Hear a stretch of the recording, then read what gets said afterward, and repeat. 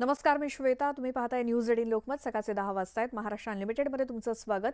सुरुवात करूयात एका महत्त्वाच्या बातमीनं. राजकीय वर्तुळातून एक मोठी बातमी. अजित पवार यांच्या जनसन्मान यात्रेत भाजपच्या माजी जिल्हा परिषद अध्यक्षा आशा बुचके यांच्यासह कार्यकर्त्यांनी काळे झेंडे दाखवत जोरदार घोषणाबाजी केली. पर्यटन तालुकाध्यक्ष असताना शासकीय कार्यक्रम घेऊन घटक पक्षांना डावललं जात असल्याचा आरोप त्यांनी केला. अजित पवारांनी पालकत्वाची भूमिका पाळलेली नाही असा आरोप करत आशा बुचके यांनी अजित पवारांच्या कार्यक्रमात काळे झेंडे दाखवले. आम्ही सांगतो की आम्ही इतकं काही सण केलं फक्त याच्यासाठी की महायुती अबाधित राहावी आणि नेत्यांनी घेतलेला निर्णय आम्हाला मान्य आहे. पण आता आमच्या तोंडात गळ्या वाटेबाजी फास लागलाय.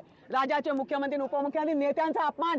पर्यटनाच्या तालुक्यात पर्यटनाच्या बैठका सुरू होत आहेत. जिल्ह्यात होत होत्या. गेल्या आठवड्यात सुहास दिवसांनी सुद्धा तिथे मीटिंग घेतली. त्यावेळी त्यांना आठवलं नाही का जुन्नर तालुक्यामध्ये किती महायुतीमध्ये किती घटक आहेत, किती घटक पक्ष आहेत. का सगळ्यांना विश्वासात घेतला नाही? आमच्या तालुक्यात मीटिंग घेता, चोरून फोन करता आणि पालकमंत्री म्हणत स्वतःला. तुम्हाला पालकमंत्री म्हणून घेण्याचा अधिकार नाही.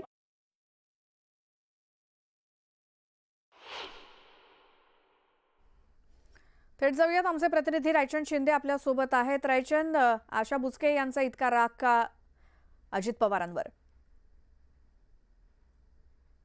या ठिकाणी आता आशाताई बुचके यांना या ठिकाणाहून पोलिसांनी ताब्यात घेतलेलं आहे. खरं तर 100 पेक्षा जास्त भाजपचे कार्यकर्ते या ठिकाणी गर्दी करून होते. अजित पवारांच्या ताफ्याला त्यांनी काळे झेंडे दाखवले होते आणि दुसऱ्या बाजूला जर पाहिलं तर आतमध्ये अजित पवारांची पर्यटनावरची जी बैठक आहे ती सुरू आहे. अशातच या सगळ्या कार्यकर्त्यांना भाजपच्या कार्यकर्त्यांना या ठिकाणी ताब्यात घेण्यात आलेलं आहे पोलिसांनी.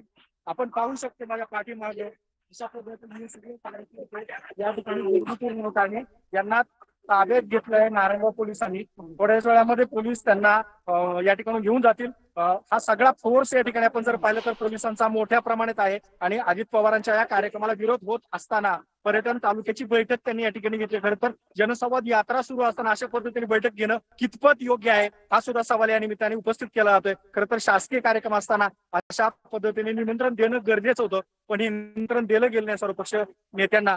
जसं जुन्नरमध्ये ही परिस्थिती आहे तशीच परिस्थिती आपण जर पाहिलं तर आंबेगाव तालुक्यामध्ये सुद्धा दुपारी दिसून येणार आहे. कारण शिंदे गटाचे कार्यकर्ते सुद्धा नाराज झाल्याचं दिसतंय. त्यांनी सुद्धा या कार्यक्रमाला विरोध दर्शवला आहे. आंबेगाव तालुक्यात सुद्धा शासकीय बैठक असताना त्याला शिंदे गटाच्या कार्यकर्त्यांना बोलवलं नाही किंवा शासकीय जाहिराती आहेत त्याच्यामध्ये या ठिकाणी या बैठकीला सुद्धा शिंदे गटाच्या कार्यकर्त्यांना बोलवलेलं नाहीये.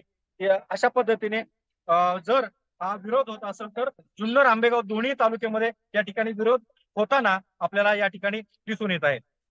बिलकुल रायचंद, धन्यवाद या सगळ्या माहितीसाठी. पर्यटनासंदर्भात अजित पवार यांचे पालकमंत्री म्हणून तिथे बैठक सुरू आहे जुन्नरमध्ये. मात्र या बैठकीला सर्वपक्षीय नेत्यांना बोलावलं नाही आणि त्यामुळेच आशा बुचके यांनी अजित पवार यांच्या गाड्यांच्या ताफ्याला काळे झेंडे दाखवले. जनसंवाद यात्रा जुन्नरमध्ये आहे, पण जुन्नरमध्ये युतीमध्येच बिघाडी झालेली दिसते. आपण मागच्या बाजूला जर पाहिलं तर या ठिकाणी प्रचंड असा फोर्स आहे.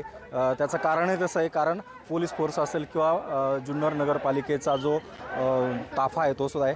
खरं तर आज आपण पाहिलं जनसंवाद यात्रा जुन्नरमध्ये पोहोचले, पण अशातच आतमध्ये जी अजित पवारांची बैठक सुरू आहे ती बैठक शासकीय बैठक आहे असा दावा केला जातोय. पर्यटन तालुका आहे, पर्यटन तालुक्याच्या निमित्ताने ही बैठक आहे आणि या बैठकीच्या निमित्ताने या ठिकाणी खरं तर सर्वपक्षीय नेत्यांना बोलावणं गरजेचं होतं, पण या ठिकाणी अनेक नेत्यांना बोलवलं नाही असंही समजते. आपण या ठिकाणी पाहणार आहोत नेमकं काय आहे या सगळ्या कार्यकर्त्यांचं म्हणणं आणि त्यांना विचारणार आहोत. खरं तर नेमकं या ठिकाणी हे सगळे कार्यकर्ते जमले, त्यांनी सकाळपासून त्याला विरोध दर्शवलेला आहे. संतोष नाना आपल्यासोबत आहे. नाना, आपण सगळेजण जमलेले आहात, नेमकं तुमचं काय म्हणणं आहे? आमचं म्हणणं आहे की आज जिल्ह्याचे पालकमंत्री उपमुख्यमंत्री अजितदादा पवार हे या जुन्नर तालुक्याच्या दौऱ्यावर आहेत. त्यांची काही जनसंवाद यात्रा या ठिकाणी चालू आहे. आमचा त्या कुठल्याही कार्यक्रमाला पक्षाचा त्यांचा अजिबात विरोध नाही. त्यांनी ठराव करावं, शेवटी पक्षाचा कार्यक्रम तो त्यांचा अधिकार आहे. परंतु आज आम्हाला या ठिकाणी असं कळालं, काल BDOने आणि तहसीलदारांनी सांगितलं की ही शासकीय मिटिंग पर्यटनचा आढावा त्या ठिकाणी होणार आहे. तेव्हा का तो बोर्ड वाचा, पर्यटन जुन्नर तालुका आढावा मिटिंग. आणि ती जर मिटिंग घेत असाल तर आतमध्ये जाऊन बघा, तिथं मुख्यमंत्र्याचा फोटो नाही, उपमुख्यमंत्र्याचा फोटो नाही, पर्यटन मंत्र्याचा फोटो नाही. आणि जर पालक तुम्ही मंत्री आहात तर आमचे तुम्ही पाल्ले आहात. आम्हाला सुद्धा विश्वासात घ्यायला पाहिजे होतं. प्रशासनाने तुम्हाला याबद्दल इन्फॉर्म केलं नाही का? तुम्हाला काही बोलवण्याचं काही निवेदन दिलं नाही? आता मला BDO तहसीलदार हे शासनाचा पगार घेतात का यांचा पगार घेतात हे पहिलं आपल्याला क्लिअर केलं पाहिजे. हे जर त्यांचा पगार घेऊन कामं करत असतील तर अडचण नाही. त्यांनी पण BDOनी आणि तहसीलदारांनी त्या ठिकाणी जाहीर करावा की आम्हाला पगार आमचं राष्ट्रवादी पक्ष देते, शासन देत नाही. आणि म्हणून अधिकाऱ्यांची सुद्धा जबाबदारी आहे की सन्माननीय महायुतीतल्या सगळ्या पदाधिकाऱ्यांना त्या ठिकाणी सांगितले पाहिजे.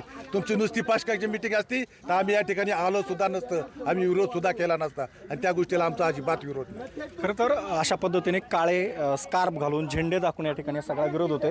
या ठिकाणी आपण बाकीचे काही नेते आहेत आपण त्यांना सुद्धा विचारणार आहोत.